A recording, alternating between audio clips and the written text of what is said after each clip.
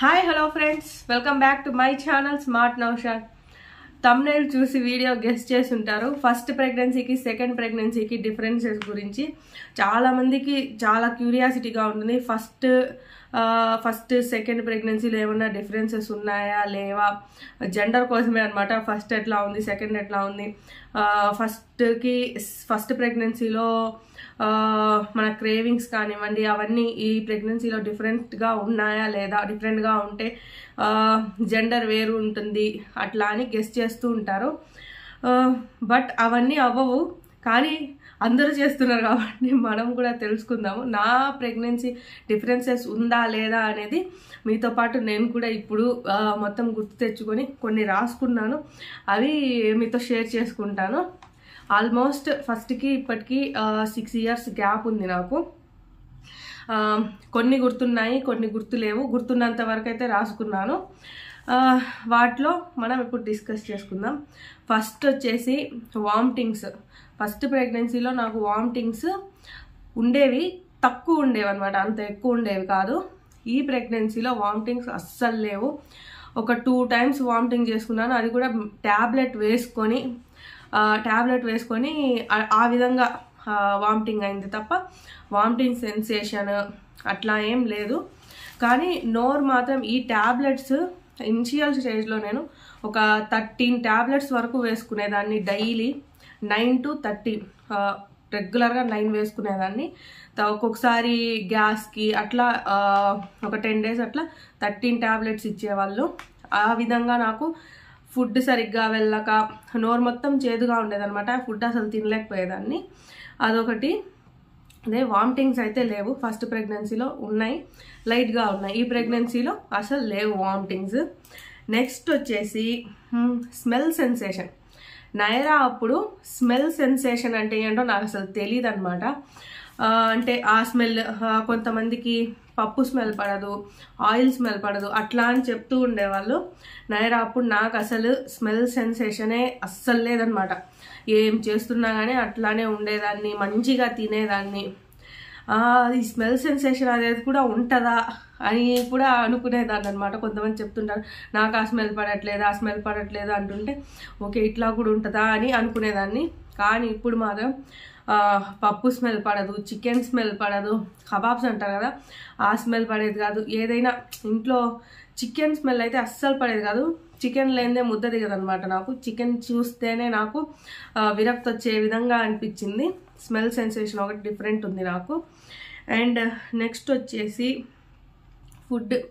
నైరా అప్పుడైతే first pregnancy అప్పుడు food మంచిగా తినేదాన్ని. స్టార్టింగ్ నుంచి కూడా ఎండింగ్ వరకు ఫుడ్ బాగా తీసుకునేదాన్ని. ఈ ప్రెగ్నెన్సీలో వచ్చేసరికి 7 months వరకు అంత తినేదాన్ని కాదు అస్సలు. ఇంకా తినాలి కాబట్టి బలవంతంగా తినేదాన్ని. ఓన్లీ బ్రింజల్, వంకాయ ఆల్మోస్ట్ వంకాయ తినే బతికాను అనమాట 7 months. దాని తర్వాత ఫుడ్ మంచిగా తింటున్నాను కూడా ఇప్పుడు. అండ్ నైరా అప్పుడు వాకింగ్ మంచిగా చేసేదాన్ని. వాకింగ్ అంటే బ్యాక్ పెయిన్, లెగ్ పెయిన్స్ నార్మల్గా ఉండేవి. వాకింగ్ అయితే ఫుల్గా చేసేదాన్ని. తినడం తిరగడం అదే అనమాట. కూర్చోడానికి పడుకునేదానికి అయ్యేది కాదు నైరా అప్పుడు.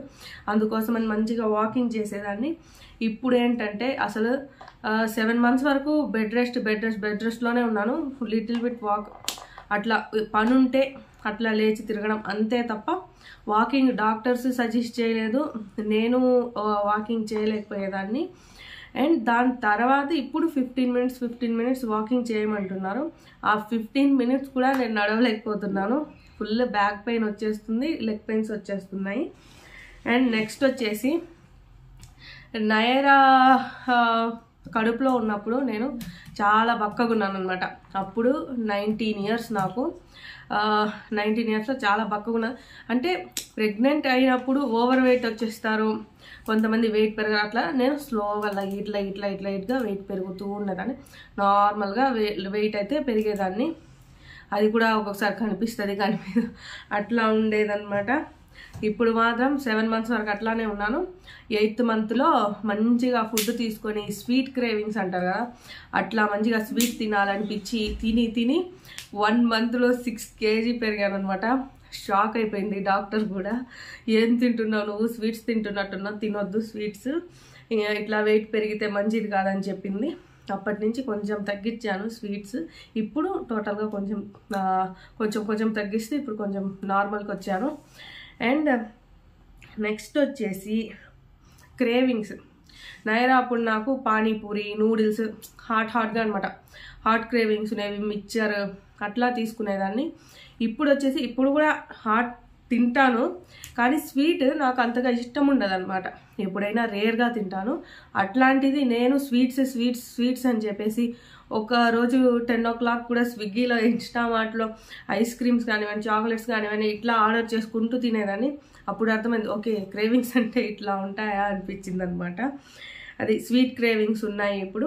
అంటే ఆల్మోస్ట్ స్వీట్స్ తినని వాళ్ళు ఇప్పుడు అదే పనిగా స్వీట్స్ అంటుంటే స్వీట్ క్రేవింగ్స్ ఉన్నట్టే ఇప్పుడు నాకు స్వీట్ క్రేవింగ్స్ ఉన్నాయి. నైరా అప్పుడు నాకు హాట్ క్రేవింగ్స్ ఉన్నాయి.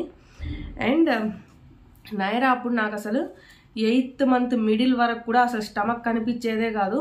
అందరు నిజంగా ప్రెగ్నెంటా కాదా అని అడిగేవాళ్ళు. ఇప్పుడు మాత్రం నార్మల్గానే స్టమక్ మంచిగానే కనిపిస్తుంది. And mood swings. నైరా అప్పుడు మంచిగా ఉండేదాన్ని, నార్మల్ పర్సన్ లాగానే ఉండేదాన్ని 9 months వరకు కూడా. పడుకోవడానికి లేవడానికి అట్లా ఎవరికైనా కష్టంగానే ఉంటుంది. మూడ్ స్వింగ్స్ అనేవి నైరా అప్పుడు అంతగా లేవు, ఇప్పుడు మాత్రం ఫుల్గా ఉన్నాయి అన్నమాట. And heart beat. ఎక్కువగా అడిగే క్వశ్చన్ హార్ట్ బీట్ ఎంత ఉంది అని చెప్పేసి. చాలామంది చాలా వీడియోస్, చాలా డాక్టర్స్ కూడా చెప్పారు హార్ట్ బీట్ని బట్టి, ప్లజెంటాని బట్టి మనం జెండర్ని క్యాలిక్యులేట్ చేయలేము అని చెప్పి. అయినా కానీ హార్ట్ బీట్ ఎంత ఉంది అని అయితే అడుగుతూ ఉంటారు. 160 నైరా అప్పుడు నాకు 160 అరౌండ్ 160, 157, 160 ఎబో ఇట్లా ఉండేదన్నమాట. ఇప్పుడు 147. తినకి కూడా 160 వరకు ఉండి 160 నుంచి తగ్గుతూ ఇప్పుడు 147 ఉన్నది. నా లాస్ట్ అపాయింట్మెంట్ వచ్చేసి 24th డిసెంబర్కి నా లాస్ట్ అపాయింట్మెంట్ అయిపోయింది. అప్పుడు చెక్ చేస్తే 147. ఎర్లీ గ్రోత్ స్కాన్ కూడా అయిపోయింది అనమాట అప్పుడే. దాంట్లోనే చెప్పారు 147 హార్ట్ బీట్ అని చెప్పేసి. అదొకటి. ప్లెజెంటా నాకు నైరా అప్పటిది అసలు గుర్తే లేదు, యాంటీరియరా పోస్టీరియరా అని చెప్పేసి. ఇప్పుడు వచ్చేసి నాకు పోస్టీరియర్. అండ్ ఇంకొకటి మెయిన్గా కింద కూర్చోవడం అనేది కదా. కింద నైరా అప్పుడు అసలు నార్మల్ పర్సన్ అండి. ఇంకా నేను నైరా అప్పుడు కింద కూర్చునేదాన్ని. మా పెద్దమ్మ వాళ్ళందరూ వచ్చేవాళ్ళు. బెత్తలాట అంటారు కదా, అష్టాచెమ్మ, ఆ ఆట ఆడుకునే వాళ్ళం. గంటలు కింద కూర్చుని ఆడుకునే వాళ్ళము. ఆడి నడుము పట్టేసినప్పుడు చిన్నగా లేచి అక్కడే పడుకొని చూస్తూ ఉండేదాన్ని అనమాట. నార్మల్గా కింద కూర్చునేదాన్ని, లేచేదాన్ని. అట్లా 9 months వరకు కూడా కింద కూర్చునేదాన్ని. డెలివరీ అయ్యే వరకు కూడా కూర్చునేదాన్ని. ఇప్పుడు కూర్చుంటున్నాను. నా ప్రీవియస్ వీడియోస్లో చూసుంటాను. అప్పుడప్పుడు రేర్గా కూర్చునేదాన్ని, ఏదైనా పని ఉన్నప్పుడు అట్లా కూర్చుంటే లేగలేనమాట. ఇప్పుడైతే 7th month ఆల్మోస్ట్ కంప్లీట్ అయిపోతుంది. 7th month కంప్లీట్ అయిపోయే టైంకి ఇంకా నేను కింద కూర్చోలేకపోతున్నాను. ఇప్పుడు 8th monthలో ఉన్నాను. ఇప్పుడు అస్సలు కూర్చోలేకపోతున్నాను, కూర్చుంటే లేగలేకపోతున్నాను అనమాట. మొన్న ఫిజియోథెరపిస్ట్ దగ్గరికి వెళ్ళినప్పుడు తను కింద కూర్చొని ఎక్సర్సైజెస్ అవి చెప్పింది.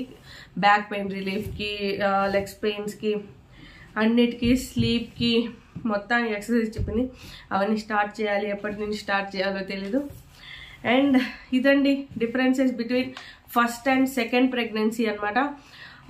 చూసుకుంటే కొన్ని ఆపోజిట్ ఉన్నాయి, కొన్ని కామన్ ఉన్నాయి, ఆ విధంగా ఉన్నాయి. మరి చూడాలి జెండర్. ఫస్ట్ పాప, ఇప్పుడు ఎవరు పుడతారో అనేది చూడాలి అంటే మీరు ఫస్ట్ నా ఛానల్ని సబ్స్క్రైబ్ చేయాలి. సబ్స్క్రైబ్ చేసి పక్కనే ఉన్న బెల్ బటన్ని క్లిక్ చేయండి.